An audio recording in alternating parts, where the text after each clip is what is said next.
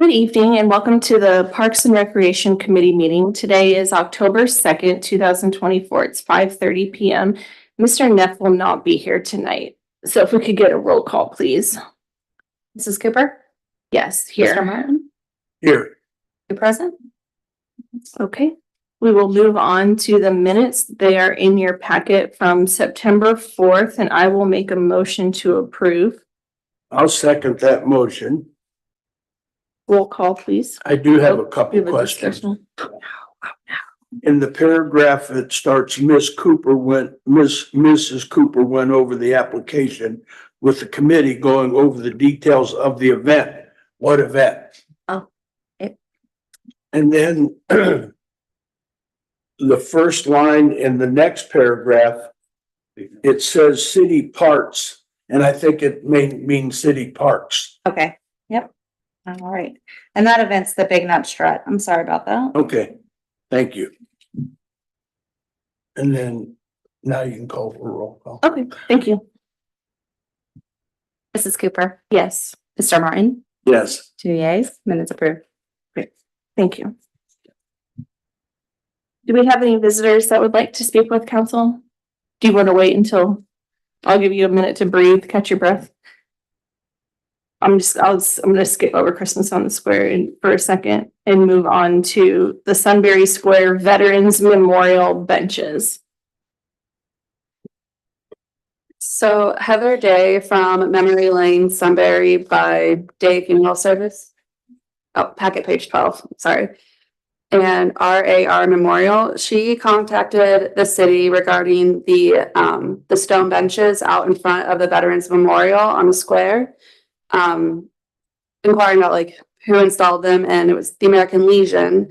And they are going to replace them with granite benches that you can see on packet page 13.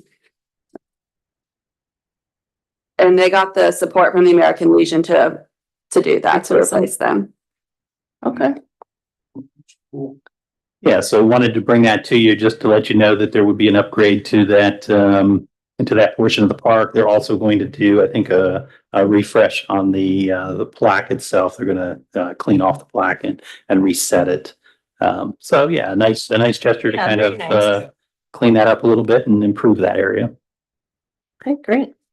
So no cost to the city. This Yeah, is Just a volunteer effort. clarification. Yep. Okay, I'm gonna circle back to Christmas on the Square. Hopefully you've caught your breath. You've had 30 seconds, so slowly, please make your way up to the podium. So, Mrs. Crawford is here to speak about the Christmas on the Square from the perspective of the chamber.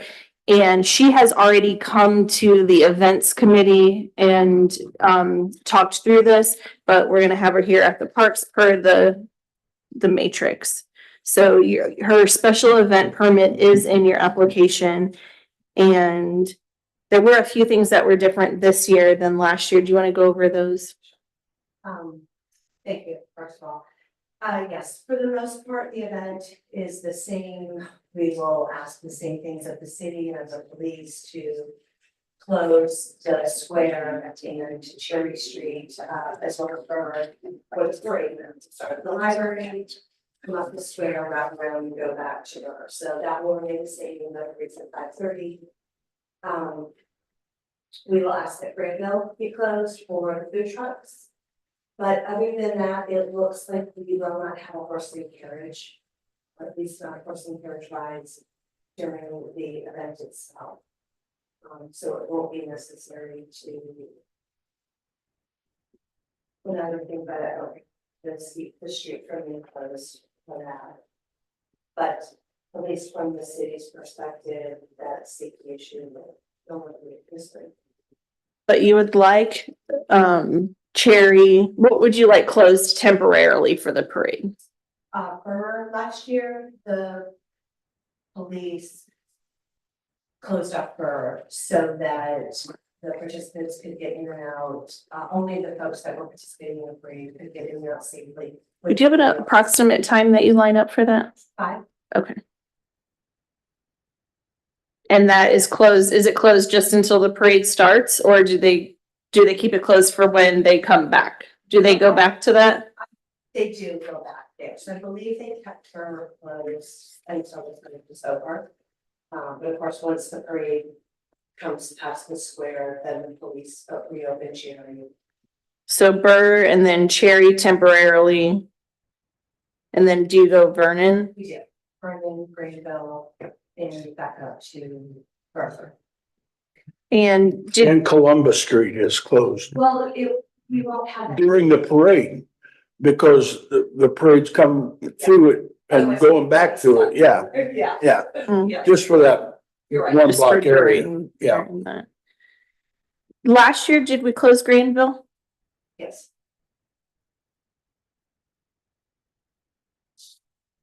But it was just the horse and carriage that went through? Yes, the food trucks are set up on Greenville.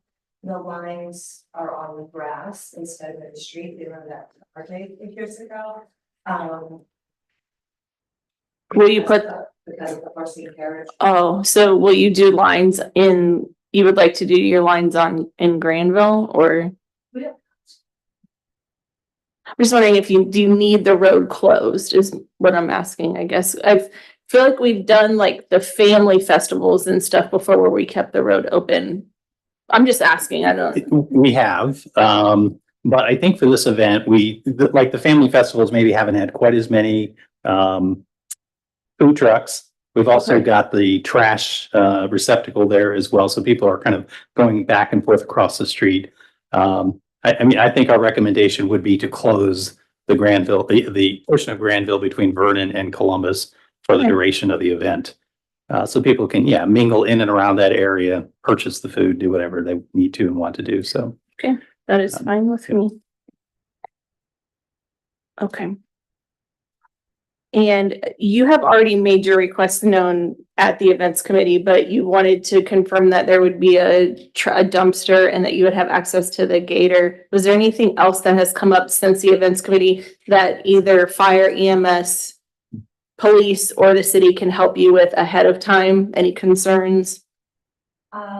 I did reach out regarding the gazebo, but we worked that out, so I think we're all good. We'll talk again about that. Okay. Okay. So I just want to encourage any event planner to reach out to the city ahead of time. If there's any problems, we'd like to address them ahead of time. Okay, so we will bring this to council this evening. It's in our new business. Right. I thought I saw that. And Yeah, so it's there for the road closure. So For the temporary for the closures. parade, permanent for Granville Street. And the town hall will be open. Yes. Okay, so we can bring that forward. I can bring that forward in new business. I doubt there will be any questions. You've done this, you specifically at least 3 times. We've done it historically, so I don't see it being a problem, but you'll be here if they have any questions. Okay, any questions from the committee? No, Okay, I'm good. okay, thank you.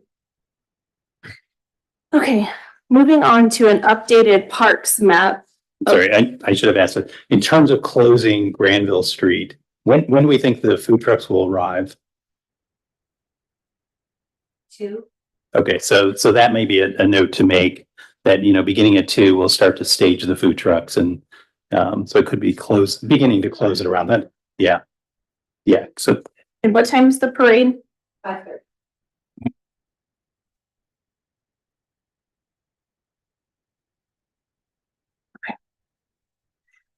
Okay, thank you, Mr. Hennessy.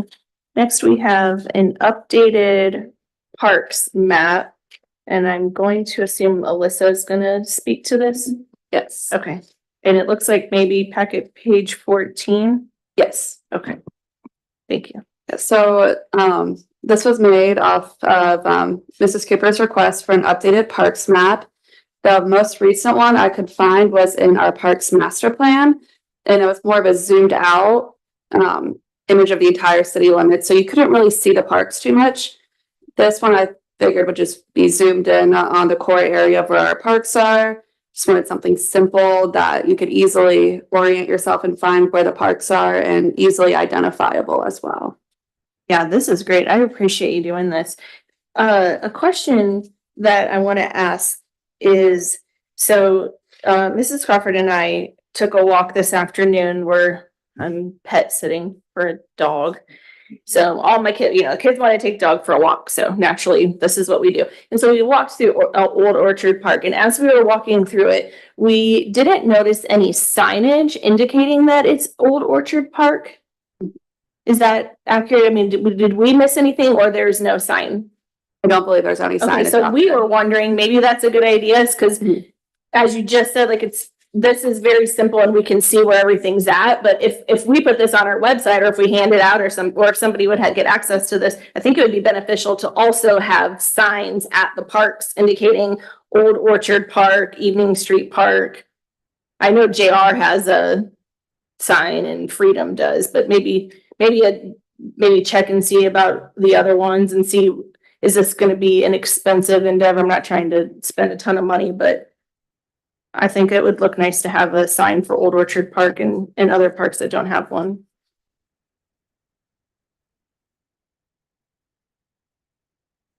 That will lead, I guess, nicely to our monthly park update. Alyssa, is that you too? Yeah, we didn't have too much going on this past month. Freedom Park, I know at the last meeting it was discussed about meeting with the Eagle Scout and potentially doing some ideas. This past Friday, Alex met with the Eagle Scout and her father. They walked the whole disc golf course and they discussed like potential bridges to replace, bench locations. They did identify 2 bridges and I believe 2 bridges to fully replace, and if they have any leftover wood, they identified 2 other ones that they could repair. They weren't in desperate need of it, but if there's leftover, they would fix it. They also identified 3, potentially 4 different locations for the new benches. And if they had any leftover paint, they were discussing potentially repainting all of the existing benches, as well as creating a map of the disc golf course for the city. Are the benches painted now? I have not been out there recently, No, so. they're not painted now. Are these benches on the course? Yes. Yeah. Mhm. Are there signs that indicate where the next tee is after you retrieve your disc from whatever hole you were just at? Yeah, each hole has a little, almost like a golf course has, and it kind of tells you where the hole is and it tells you where to go next once you leave that hole. Yeah. And so once we get more information, she's gonna send over all of her notes and everything. So once we get all that information, I'll update the committee as well. Also at Freedom Park, there will be a disc golf tournament that's open to the public on the 19th. General Rosecrans, there is the Big Nut Strut 5K is this weekend. And for the reservoirs, the first annual fishing derby, Fishing for a Cure in memory of Jackson Preston occurred on Saturday, September 14th, and they had a really great turnout of over 200 kids, and the event was very successful, and they caught a bunch of fish as well. Oh, really? Oh, very cool. Did we get the fish stocked prior to that? Were they able to do that or not? They came the week after. Oh, so that's great. So they. And there's- Fish and Yes, there's more fish in I there. went up to visit and while I was there, 2 or 3 kids were catching fish. So Wow, they had a really good time, she said, so. that's great. Good for that family. Okay. There's nothing else on our agenda. Okay. Anything else from staff? Thanks for putting that together so quickly, Alyssa. Appreciate that, Matt. Okay, I'll make a motion to adjourn. I'll second it. Thanks. Mrs. Cooper, Yes, Mr. Martin, Yes. 2 yeas, we are adjourned. all right. Thank you.